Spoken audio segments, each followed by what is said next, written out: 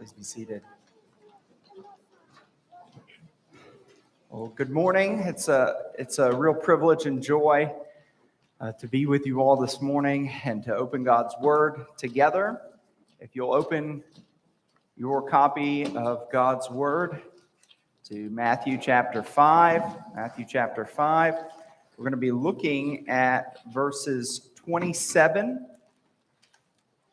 through 30 this morning. Matthew chapter 5, verses 27 through 30.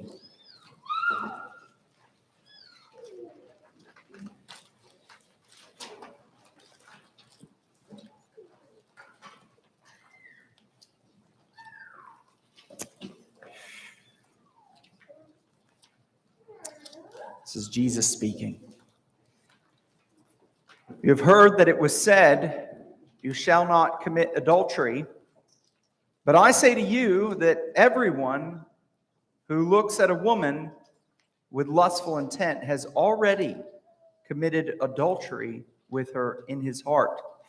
If your right eye causes you to sin, tear it out and throw it away.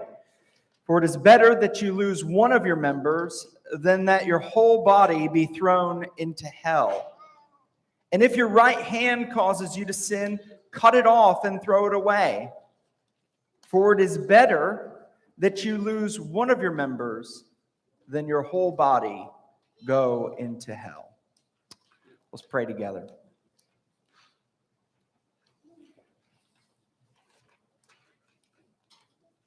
Father, these are weighty words on our ears. They're weighty words spoken by you. Lord, the weight of them even leads us to wonder why you would include them in the greatest sermon ever preached. Father, but we ask this morning, I ask this morning, Lord, that you would give us a special ability this morning, only by your Spirit, to receive them as good news spoken to and over us. Oh God, I pray that you would help us to understand your true intention in speaking these words. Lord, and I pray that Holy Spirit, you would do a miracle this morning in causing hearts in this room to receive them, not to twist them, not to change them, not to make them say something than they do say that's more convenient and less challenging for our lives. Oh God, but you would do, as I say, a miracle in creating receptive hearts. And Father, I pray that if there be anyone here this morning who came into this room this morning with zero anticipation that you were going to speak directly to them through these words in a life-altering way, and that they would mark from these words and from hearing your word a transformation and a transition in their life. Lord, I pray that you would especially be with these dear brothers and sisters, Lord. We want to receive your word with meekness.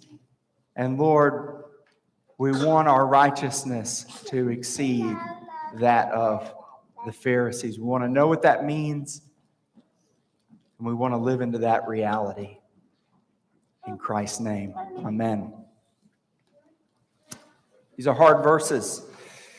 These are hard verses to hear because they teach something and they command something. They teach something and they command something. They teach that the true nature of sexual sin, and indeed not just of sexual sin, but of all sin, the true nature is internal, and they command that Christians, those who are following Christ, either kill sin or, as Jesus says, be damned to everlasting hell. Namely, that sanctification is an essential mark of a Christian. That's what Jesus is getting at. Though sanctification is not the cause of our justification, our right standing before God, sanctification is the true response, the natural response to the grace of the gospel. So my aim this morning is twofold: to convince you that this is what these verses teach and say, and then to urge you and compel you to respond to them appropriately. So if you're taking notes this morning, the main point of this sermon is this: since the true nature of sexual sin and sexual holiness is internal, Christians must uproot the indwelling tumor of sin and refixate the eyes of their heart on heaven in order to enter heaven. I'll say it again and break it down. Given the true nature of sexual sin and sexual purity, the true Christian, the genuine believer, must, that is, it is imperative, uproot the indwelling tumor of lust. This is an uprooting. And refixate the eyes of their heart on the greater reward of heaven in order to enter heaven. And I want to unpack this really in three ways. First, we're going to understand the true nature of sexual sin and sexual purity.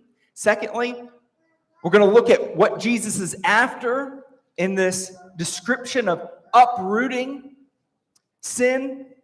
And then third, we're going to look at how Jesus calls us to refocus the eyes of our heart on the greater reward. So first, we want to understand the true nature of sexual sin and sexual holiness. That's what Jesus is getting at here in verses 27 and 28, the true nature. Let's read them again. He says, "You have heard that it was said, 'You shall not commit adultery.'" So he's quoting the seventh commandment. "But," and then he goes on to add, "I say to you that everyone who looks at a woman with lustful intent has already committed adultery with her in his heart." To which I ask, why does Jesus do this? Why does Jesus quote the seventh commandment, but then say, "But I say to you"? What does he say? "But I say to you, everyone who looks on a woman with lustful intent has already committed adultery to his heart, in his heart." What's he doing there? I want to argue he's doing two things. First, I want to look at what he's not doing, and then I want to show you what he is doing. So first, we're going to look at what he's not doing, and then what he is doing. What's he not doing? Well, he's not adding to the seventh commandment. That's what some people teach. When they look at Matthew 27, 28, 29, and 30, oh, Jesus is doubling down and he's adding to, he's going beyond the seventh commandment. Seventh commandment was external. Jesus is going internal because Jesus is a heart teacher. That's not what Jesus is doing.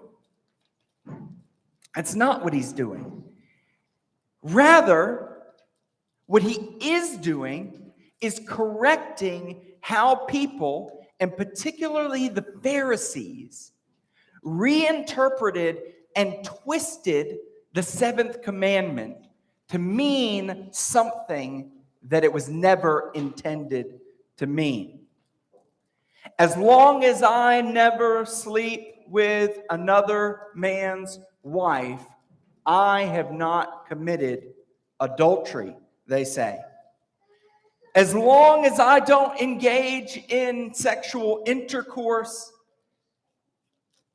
let's get real practical. I can look at pornography and there's no problem with adultery. I can have a relationship with a coworker or neighbor as long as I don't engage in a physical affair. What is this talk about? Emotional affairs. Just because I'm not going to eat doesn't mean I can't, what? Look at the menu. Doesn't matter what my heart is doing. It only matters how I act. It's like, and this would never happen, by the way. It's like if one of my children hit another one of my children. And I said, I want you to go and I want you to apologize to your brother or to your sister. And this has never happened. And they go to them and they say, sorry. And I say, no. I said I wanted you to apologize. And they said, I said I was sorry. I said, that's not an apology. You twisted and corrected the command. An apology comes from the heart. An apology implies repentance. Now, you may say, you say he's targeting the Pharisees. I thought the Pharisees were zealous for the law. I thought that was the whole point. I thought they were zealous for obedience. Yes, external obedience. External obedience. Oh, they loved external obedience. But once you start probing in on that heart, on that need for internal obedience, they are no different. They are make an apology. Sorry. Why would they do that, you ask? Why would those who claim to be zealous for God's law have a hatred towards this internal disobedience? Why would they affirm the external but buck against the internal? Well, simply this. To affirm the need for internal obedience was a direct assault on their own self-sufficiencies. You see, they twisted the law in order to make it manageable and nullify their need for the grace of God. That's what they're after. Let's uphold self-sufficiency. We'll twist the law so that it's manageable and it nullifies any need to depend on God. Okay, so that's the first thing he's doing. He's correcting how the people, and particularly the Pharisees, understood and reinterpreted Scripture. But secondly, I want you to see that he restores the true intent and purpose of the seventh commandment. So he corrects and then he restores, or he corrects and he restores. He restores the seventh commandment to its rightful place.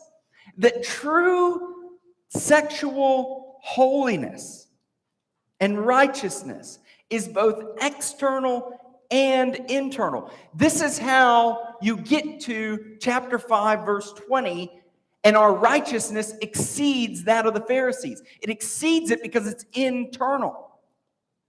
Once we see the true meaning, according to Jesus, of the seventh commandment, we begin to see ourselves rightly. Do you hear that? Once we really see the true intent of the seventh commandment, we see ourselves rightly. That every lingering look at the gym or at the grocery store, every daydream of being married to another person's wife or husband, once we consider that this isn't about external, this is about internal, we are forced to see ourselves rightly. Before, we may have smugly thought, I got the seventh commandment under under my feet. I got this. Then we begin to see, no, there's no room for self-satisfaction. Augustine wrote, the law orders, now this is how the law works in our life. The law orders that we, after attempting to do what is ordered, and so feeling our weakness under the law, may learn to implore the further help of the gospel. It would be as if I said, you have to pass a swim test. And I took you out to, and you thought we were going to a pool. And that the swim test was going to test how far down you could dive. And you went in thinking, he's going to take me down to the deep end of the pool. I'm going to jump in, I'm going to swim, touch the bottom, and swim out. And instead, I drove you out to Lake Michigan. And I drove you to the deepest part, and I said, have at it. You would feel the weight of your own insufficiency to pass that swim test. And this is the gospel. Friends, the gospel is that we are completely powerless to overcome our sin. And yet, through his death and resurrection, God takes dead people and he makes them alive again. He does what they cannot do for themselves. However, the gospel isn't just true in our justification. It's true in our sanctification. That we also turn away from our own self-dependence. That many of us in this room, we need to acknowledge that there's a smugness in the way that we approach God's law, that we've twisted God's law to a set of external commands, and we don't feel a need of our dependence. And we realize under the weight that we can't keep this, that we go from relying on our own strength to relying on God's strength. And friends, that is good news. For when we begin to rely on God's strength, we realize that self-sufficiency isn't a barrier. Self-inefficiency isn't a barrier. For God is an ocean of grace and strength. And that we could no more drain the ocean of God's grace and sufficiency than a toddler going back and forth from the ocean with his little pail could drain the Atlantic Ocean. And friends, the question is, do you believe this? Have you experienced your own powerlessness under the weight of sin? Do you see the good news of turning away from self-sufficiency and turning towards God? Secondly, Jesus calls the listeners and us in verses 29 and 30 to uproot the indwelling tumor of lust. At first glance, Jesus' words here, honestly, they're really confusing, aren't they? They're really confusing. This idea of body parts causing someone to sin, amputation to avoid being cast into hell. And in all seriousness, we really have to ask, is Jesus serious here about this need for amputation? Is he serious? And I think we have to answer unequivocally, yes. He is dead serious about the need for amputation. And he says that this amputation is at least three things. First, it's spiritual. Jesus' reference to the eye and to the hand that causes one to sin is a reference not to physical amputation, but spiritual amputation of indwelling sin. That is, going at, by the Spirit, the heart roots that lead to sexual sin. Secondly, it's not just spiritual, it's internal. Since it's spiritual, it's also internal. It's not external, as in the eye and the hand, although we can think very clearly, why does he reference those two parts of our bodies? What do we do with our eyes and do with our hands in the process of sinning against the Lord with adultery or other sexual sins. But the issue for Jesus is the internal heart affections. He's going to go on to condemn the Pharisees, and he's going to say, these people honor me with their lips, but their hearts are far from me. And Jesus is after what you might call our internal spiritual navigation systems, our indwelling fleshly natures. It's as if Jesus is saying, we all have internal spiritual navigation systems. Think about Google Maps on your phone, rerouting, navigation systems leading you one place or another. And it's as if there's this war within us, that there's one set of coordinates established by the Spirit of God, leading us one way. And yet there's a virus, other set of coordinates that comes in, and there is a rerouting, and giving us a completely different set of coordinates. Let me see if this sounds familiar. Imagine you're a Christian who wants sexual purity. Your internal spiritual navigation system is set on, I want sexual purity in my life. In the way that I relate with others, in the way that I use the internet, in the way that I go to the gym, etc., etc. And imagine that perhaps this has been a struggle for you, but you have tried to reset those coordinates. But then under the stress and pressure of work, you begin to have these thoughts and indeed even inclinations. I want something to give me relief from the stress and pain of life. And you begin to think, perhaps if I go and click on that website or engage in this activity, that will give me a sense of temporary relief, and maybe even to feel entitled because of past success, and it's been a long time, or the fact that you're single and you feel lonely, or life has just been really difficult lately. And what Jesus is saying is, don't miss this. All of that internal talk, that's not benign. That is a rerouting, coordinates being given to you. That beneath all of that thinking, there are real issues that need to be addressed at the heart level. And then you say, whoa, what do you mean, this reprogramming? What would these reprogrammers be? Well, let's just carefully think about the narrative. What do we see? We see entitlement.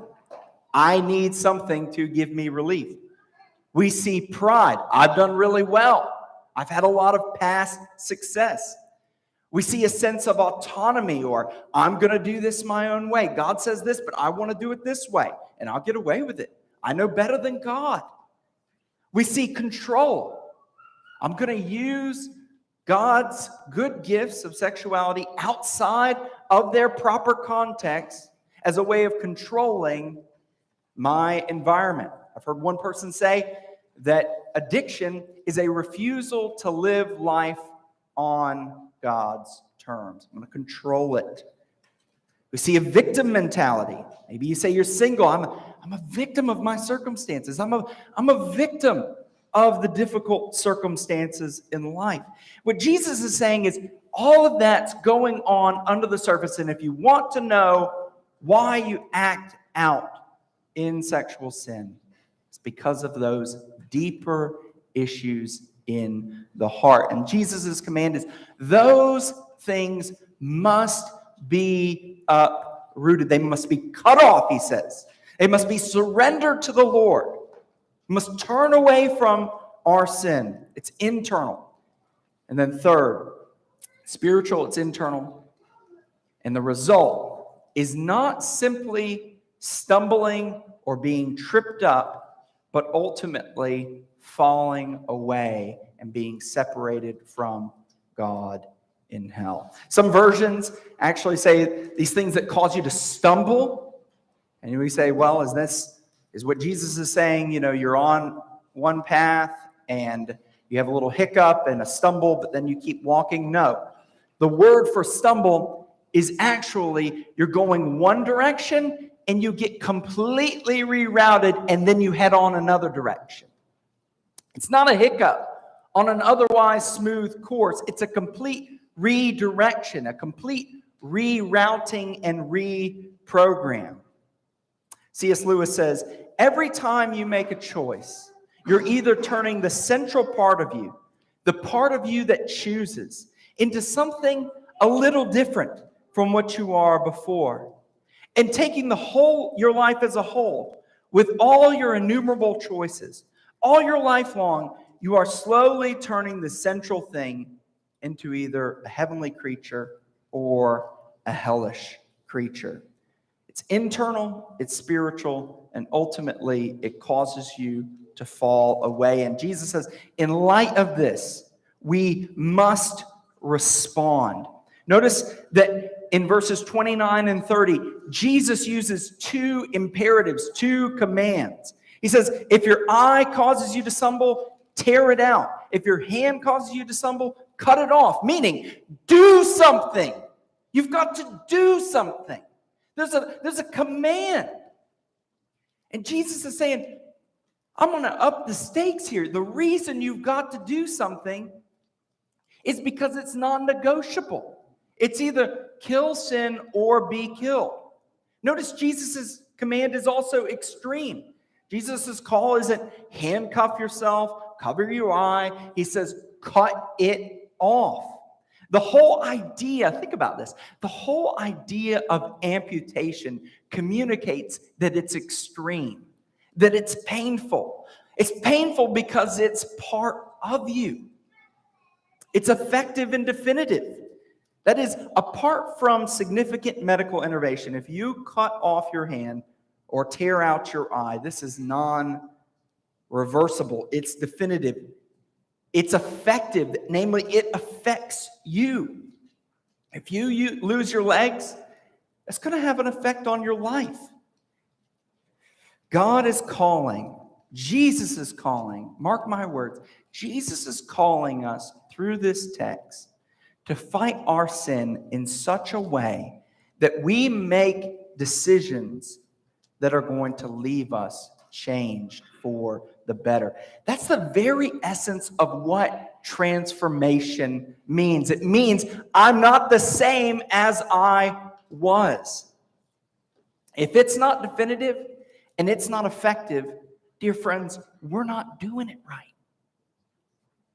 If the actions we take towards Christ are not definitive and effective, we are not doing it right. Let me level with you. I don't think this is how most of us deal with our sin. When it comes to our sin, we tend not to take extreme and definitive measures. We tend to negotiate with our sin. We tend to make measured, small, dignified changes. When we notice reoccurring patterns of sin in our life, we take the small, don't we? We take the smallest steps needed before things really ramp up. We tend to compromise with our sin instead of giving it up. We tend to figure out what's the least thing that we need to do in order to see change in our life.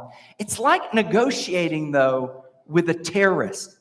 Could you imagine if the United States began negotiating with terrorists? Imagine that some terrorists take some American citizens hostage, and in response, they go, okay, what do you need from us? We'll take a small, measured, dignified step towards negotiating a change. That would never work. What is the United States policy on negotiating with terrorists? We don't negotiate with terrorists. That's our national policy. Let me ask you this morning, what's your policy with your sin? Is it a policy of negotiation, or are there some non-negotiables? And I'll give you a litmus test, a good indication of whether or not you're negotiating with your sin is whether you have made attempts to stop a certain thought, action, attitude, and had increasing, ongoing success. Jesus Christ this morning, he's calling us to a new policy that's non-negotiable, extreme, and definitive. Why? Well, he makes it crystal clear because it's a high stakes game. The stakes are high. Jesus says the difference in how you respond is the difference between eternity in heaven and eternity in hell. Friends, we don't make decisions, especially big ones, unless we are compelled to do so. In order to make such a drastic decision, like plucking out your eye, cutting off your hand, there has to be a drastic prognosis that takes place prior to that decision. It's only when we realize it's that important that we begin to act. I often say that it's when the why gets bigger than the how that people react. Think about the decisions in your life.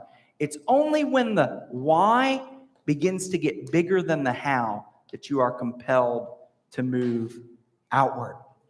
I have some dear friends who I did my PhD studies with, and we're still really good friends today, who received the news 6 summers ago that their son, who was 3 years old, same age as Katie Claire, when they came back to the United States, he had been having all of these symptoms of throwing up and headaches, and they just could not figure out what was wrong with him. They took him to this doctor and that. It was not until that they actually did an MRI that they discovered that he had a golf ball-sized tumor on the back of his brainstem. And they were, of course, shocked. Could you imagine my friends Will and Kelly in response to that news from the doctor? And the doctor saying, we have to start and undergo brain surgery immediately and chemotherapy. Could you imagine my friends Will and Kelly saying, whoa, doc, brain surgery? He's just throwing up. We've just had a bad season. He's throwing up. He's got some headaches. Don't be so extreme, doc. Don't you realize that brain surgery is life-threatening? They would never say that. They would never say that. Why?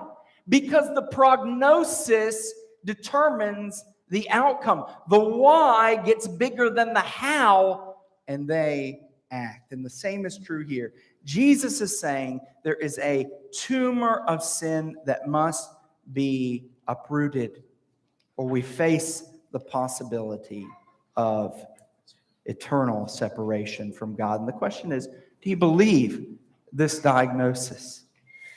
So, this is the second main point. Jesus calls us to uproot the indwelling tumor of sin. He helps us to understand the true nature of sexual sin. He calls us to uproot indwelling sin in our lives. And finally, he calls us, and this is the beautiful news, he calls us to refixate the eyes of our heart on the greater reward. Thus far, we focused on the tumor to be removed.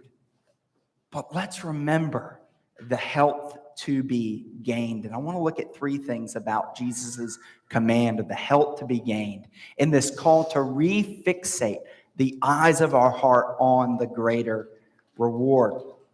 Notice first that Jesus' command is a call to refocus on something better. That is, he refocuses and calls us to refixate our attention not on the sin that we have coddled and what we will lose by letting that go, but on the health and relationship to be gained with him in surrendering that to him. 2 times, Jesus repeats the phrase, it is better for you to enter into eternal life. It is better for you, he says, to enter into eternal life. And friends, this is not just a one-time deal. This is a massive theme throughout the Bible for how we persevere in obedience in the Christian life. I don't know about you, but I am always asking the question, Lord, if it's up to me, how am I going to make it in the Christian life? Lord, how am I going to make it to the end? The unresolved indwelling sin in my life, Lord, how is that going to change? And the Bible says that the way we grow in sanctification and the fight of faith is we refixate not just our physical eyes, but our spiritual eyes. Did you know you have spiritual eyes? You fixate those onto a relationship with Jesus Christ. I want to give you two places and see if you hear this transition from looking at the sin that we've coddled to the health and a relationship with Christ that we gain. First, let's look at Jesus' pattern, Hebrews 12, 1 through 2, and see if you hear it. It says, let us lay aside every weight and sin, which does so easily entangle us. There it is, the uproot, lay aside. And let us run with patience the race that is set before us, looking to Jesus. There it is, looking to Jesus, the author and finisher of our faith. 2 Corinthians 4, 16 through 18. Same exact thing. For this light affliction, which is but for a moment, works in us a far more exceedingly eternal weight of glory. While we look not, so there's a not looking, we look not to the things that are seen, but we look to the things that are not seen, that are eternal. But notice, Jesus' command isn't just to focus on something better in general, but actually on the better relationship with Him, the eternal life to be gained. I think our American utilitarian natures are always asking the question, what's in it for me? What's in it for me, Jesus? And Jesus says, you want to know what's in it for you? A relationship with me unlike you've ever known. Friends, eternal life is not simply an escape from hell. Eternal life, as Jesus says in his high priestly prayer, is to know Him and to know the Father. Jesus said that they might know eternal life, namely, that they might know the one true God. This is a core teaching of discipleship. And yet Jesus appeals to our self-interest. He says, it's better for you. It's better for you. Meaning, I'm concerned about your deepest desires. And this ultimately is better for you.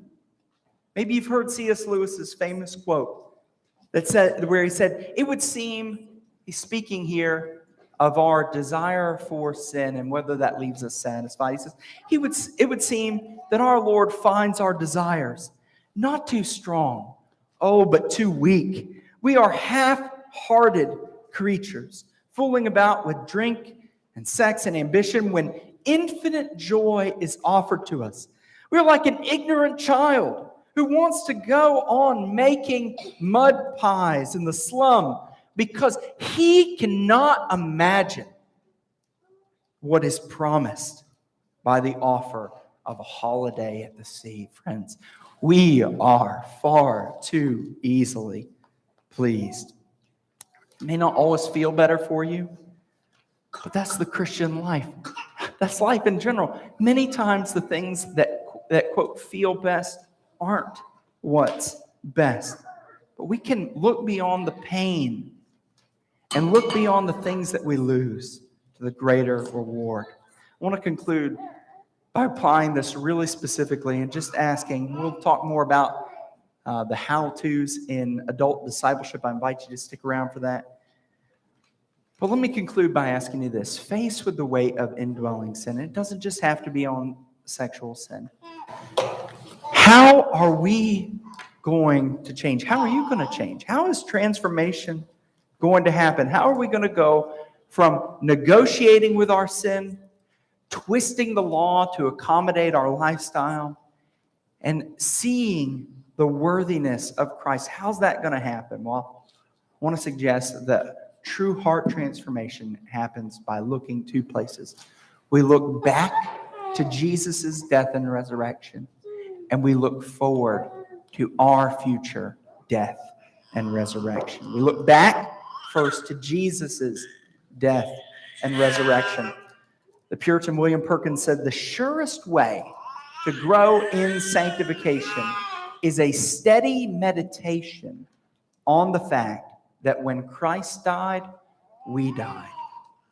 And when Christ rose, we rose. We look back at Jesus' death and resurrection as the very pattern for our own spiritual transformation. The foundation of sanctification is not what we are going to do in order to enter eternal life, but where we are resting for the eternal life that we desire. Secondly, it's a call to look forward to our future death and resurrection. Remember, this passage is calling us not to just look at the better possession gained, but to the day in which we will gain it.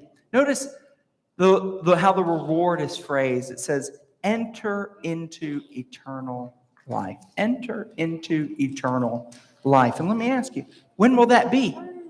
When will that be? Well, we realize it in part now.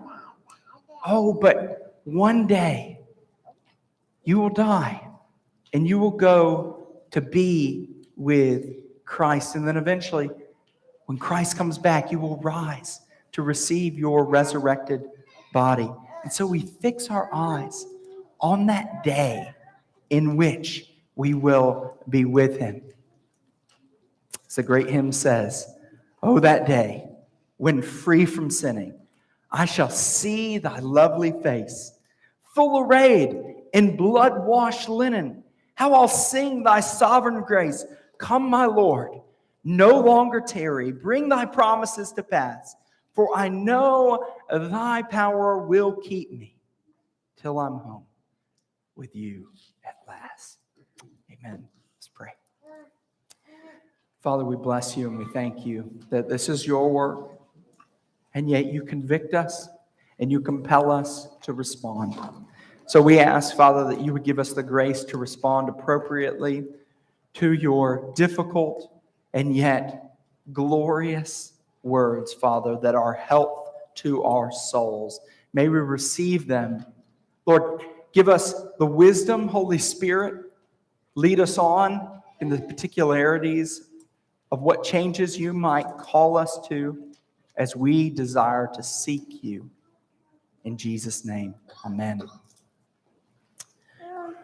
We're now privileged to turn to the Lord's Supper. In this meal, Jesus feeds us. He reminds us of his death and resurrection, and indeed our death and resurrection in him. We're blessed to be fed here each and every week. In this meal, Jesus Christ calls us to come in a worthy manner. Paul says, whoever eats the bread or drinks the cup of the Lord in an unworthy manner will be guilty concerning the body and blood of our Lord, and will eat and drink judgment upon themselves. Therefore, if you're a professing Christian and you're a member in good standing of a Bible-believing church, doesn't have to be this church, any Bible-believing church, we invite you to come forward and to partake of the bread and of the cup. But the Bible also calls us to examine ourselves and to come, even in this moment, in a worthy manner, to examine our thoughts, lives, actions, emotions, and in seeing that we are unworthy to come to this table, yet to look again to Jesus Christ and to see his worthiness in our place. Let's go to him in prayer. So, Father, we confess, as we did earlier this service, that we have sinned against you, and yet we accept again your free grace and forgiveness, Lord. Help us to revel in this table, Father. Help us to receive the bread, to receive the cup, and Lord, to know your spiritual nourishment of us and your communion with us through this. In Christ's name, amen. The Lord Jesus Christ, on the night in which he was betrayed, he took the bread, and when he had given thanks, he broke it and gave it to his disciples, and he said, "This is my body, which is given for you. Do this in remembrance of me."